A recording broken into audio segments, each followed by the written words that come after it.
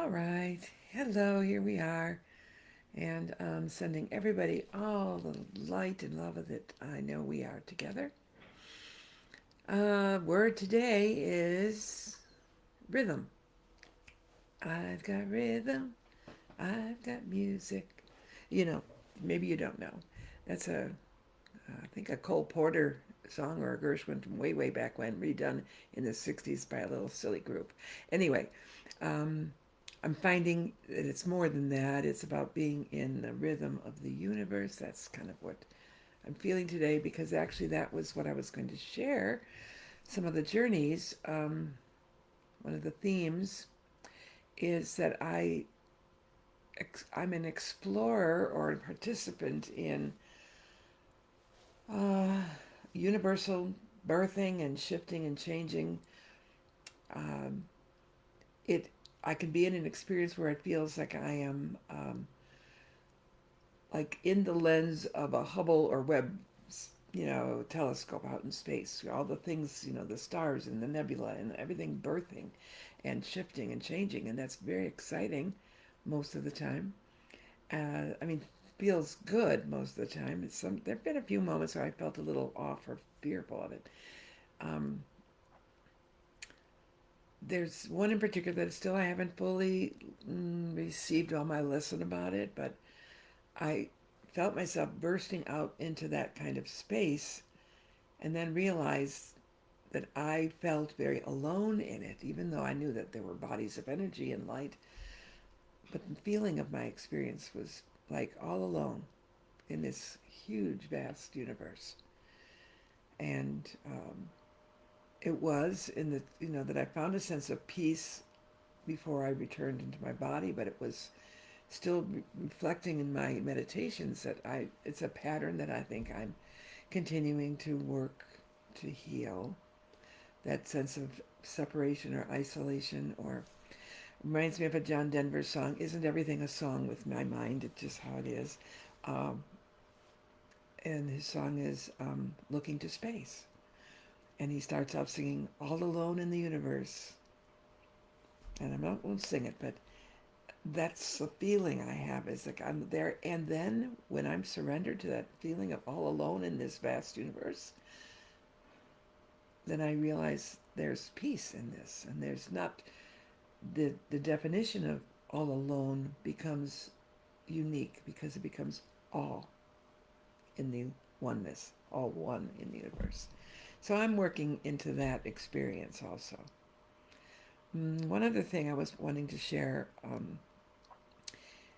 being vulnerable, authentic, I guess, because I don't have all my answers about this, but I've realized recently that I operate a lot in my life by um, a belief in prepare for the worst, hope for the best.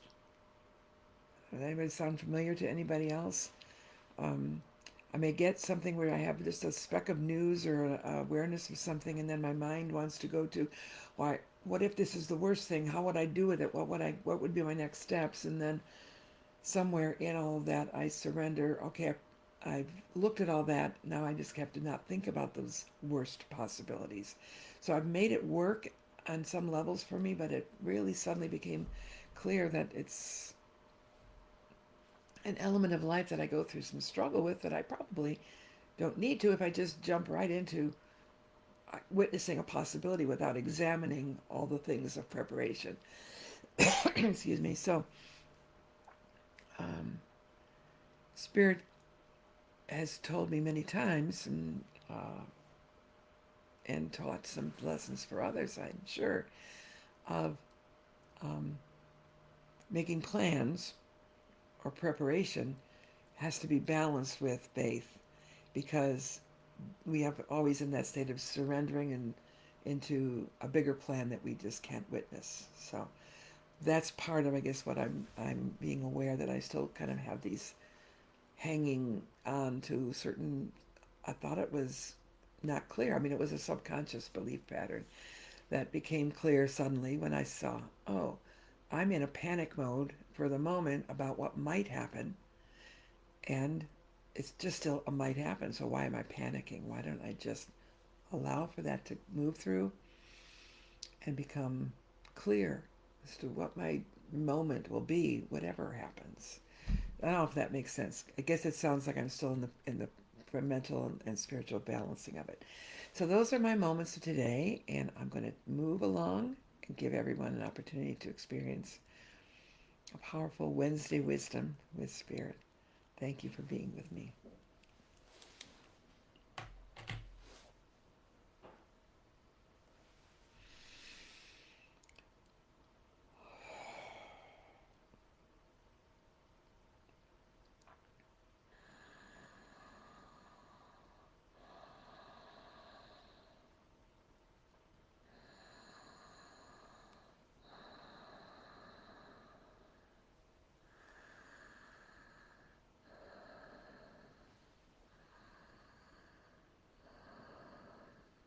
No, thank you for coming to this day. Thank you for your God presence in this day. I am not identifying this aspect of being in the moment. Let us be clear to the message. What you are is all, and who you are is all. So when you trust that you are all, the what is easy for you. The what is who others think you are and that you pretend you are, or that you play you are. It's all not wrong. It is not wrong. It is all. So how is that wrong? When in your expression of what and how you present to be is masked even to yourself as fear, believing you are not worthy, you are not whole, you are not enough, then those hows and what are working against your wholeness, but cannot last forever in that way. You know you are not the how and what and who you presented in your past, in this life. You think, oh, it is I have matured. I have grown up. I no longer want these things, so I now am in this new way. All of that is true. The mind created an understanding of how and why you presented one way. It is no longer functioning for the greatness you want to be expressing. So however, whoever, whatever you express is loved. Let that be always remembered. You are lovable in the infinite because you have the freedom to play, to choose. You have freedom. When others in your world are acting, being like, presenting to be how and what they declare, and often what you think they are declaring, there is judgment, there is wrongness. If that person wasn't this, if this being wasn't acting this way, if ... you say, then they could be merged into the one. Then they would fit into our society. Then they could be experiencing heaven on earth. Oh, if only all that you think you are witnessing, that is not divine would only change, awaken, clear, become realized, just as you are fully realized.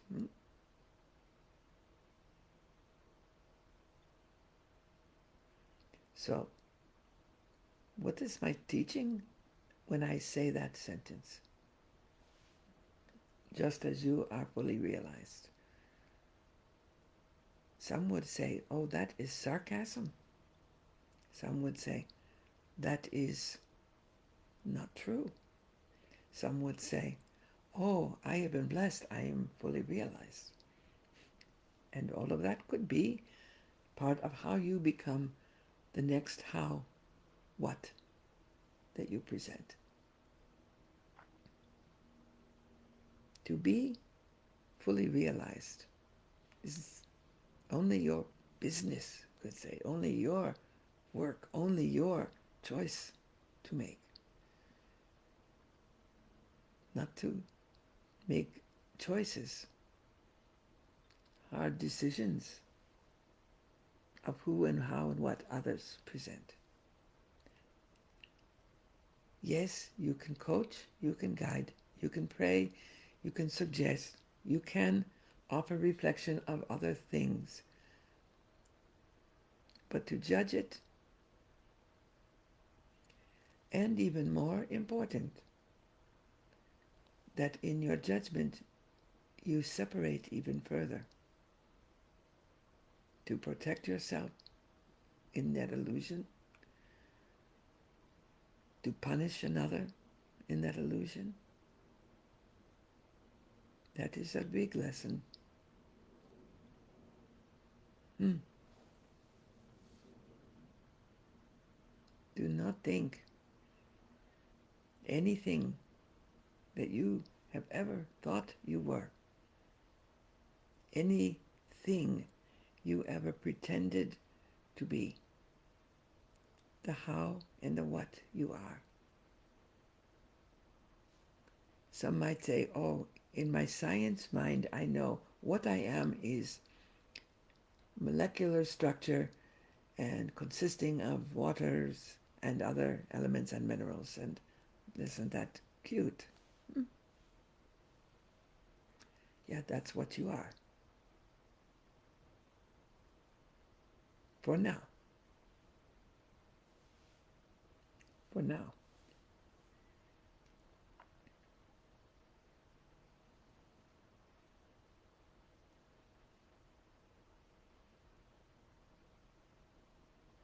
So do you say, when you look at another,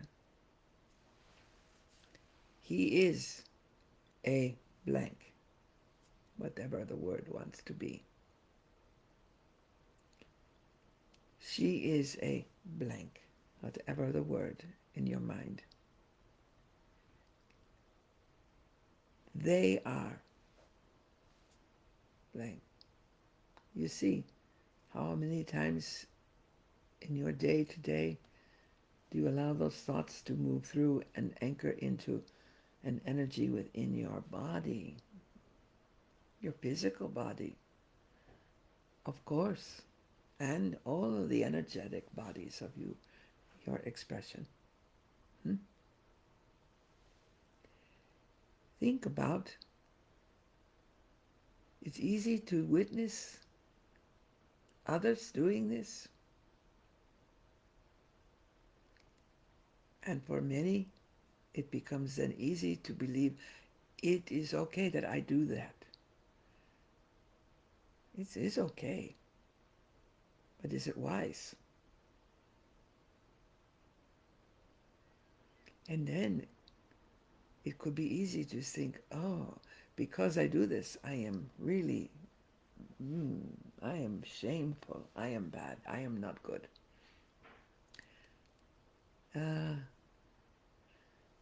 Now you have to see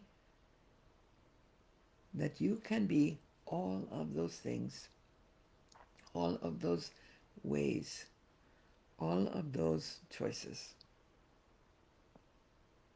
not to make excuse, but to be allowing.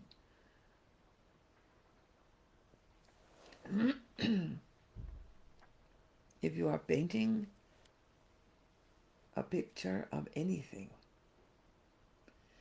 and you put only white on your paper or your canvas, and then know that only white goes on top of that. Oh, now I paint this thing and it's all white. And the next thing is all white. And now you have white upon white upon white. And unless you have texture, it is almost imperceivable that it's anything other than white, which is not bad. It is not an image most people will understand, identify. And so a painter often will know just where to put the darker shadows so that it illuminates even more that which was in the desire to paint. The picture of a person, a picture of trees, or whatever was going to be the vision. And a wise person does not look at this painting with colors and shadows and darker paint and maybe even black paint and judge, how dare they put black in my picture? How dare they put that darkness in here? This is not the truth. We are all light. Well, you see how silly that sounds. But you do that when you look at your world and people of all energy, colors, patterns, opportunities for presenting. You look sometimes at all of that and say, this world would be better if that didn't express here. If only we didn't have that, we would have a perfect world. So what is it then you do not like? You don't have to like from preference. You don't have to like from idea that you permit things to interrupt flow without adapting things. Such as a good painting will not say, well, I will leave out that so that I can show the highlight of this. You can leave out some parts, but not with disdain, but with appreciation that they go into the next painting or to the outermost limit of the painting, or in some way transformed into something that fits more clearly in the painting. But you have no control over how others present, except to keep suggesting, blessing them, loving them, demonstrating. Yes, sometimes a fence is important in your property. Sometimes an energetic shield is appropriate in your aura of light. Sometimes laws will be enacted in cultures so that people will learn or could learn another choice. So that done with love and respect is ideal. Most of the human expression for those kinds of limits are done with fear, anger, judgment, and then said, oh, but it's my self-respect that I do that. Oh, yes. It's the respecting your fear and your pain and your judgment, and all of that energy is wanting to be free. So it is a game of who are you? What are you? So you may have heard the statements of I am are so important because they create. That is the nature of creation. The statements of you are equally important. That is the nature of creation. Not that you create someone else's true expression, but you imprison yourself by that reflection. When those statements of you are in anger, fear, judgment, and not expressing the whole truth. You are light, you are brilliant, you are gloriously whole. Maybe not so much spoken to others, because a lot of it is here. Or in the quiet, as you think, of your own little space, watching a television, reading your media on other ways, and declaring you, they. So, just because you don't say it to someone's immediate self doesn't mean it has no power or effect upon them, possibly, and yourself, mostly. So, big lesson today to remember. You are the whole picture, and not everybody sees everything in the picture the same way, or the focus in the same moment. Big, beautiful picture of landscape, and someone is noticing the sky, and someone is noticing the little flowers growing over here, and someone is noticing the droplets of dew on the leaves over there. And maybe you have it all come in, and you see all of it, and you witness all of it. Grand. But look at life as if you don't have the whole picture in that one moment. You have it, but you don't have it integrated fully, usually. So that's not to say something is wrong if you don't have the whole picture. It's to say, I can be even more observant, more aware. I am.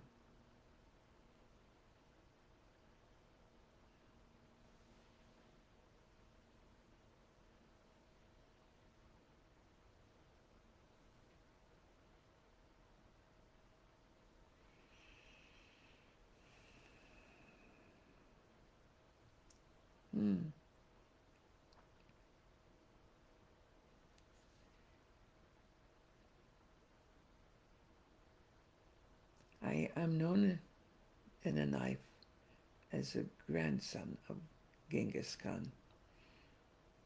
So I experienced power in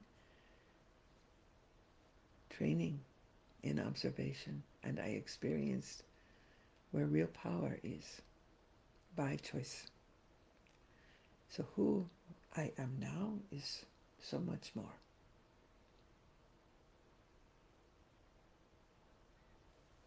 Thank you, my beloveds.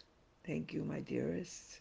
Thank you all that you are, that I am.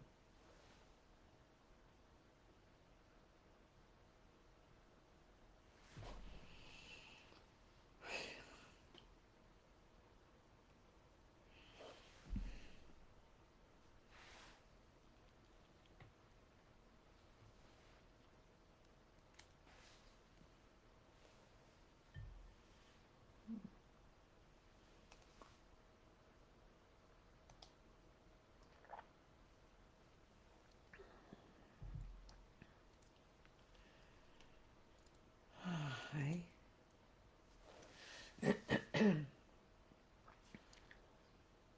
Well, sometimes I don't have my mouth working quite yet, and my brain connecting to it. So,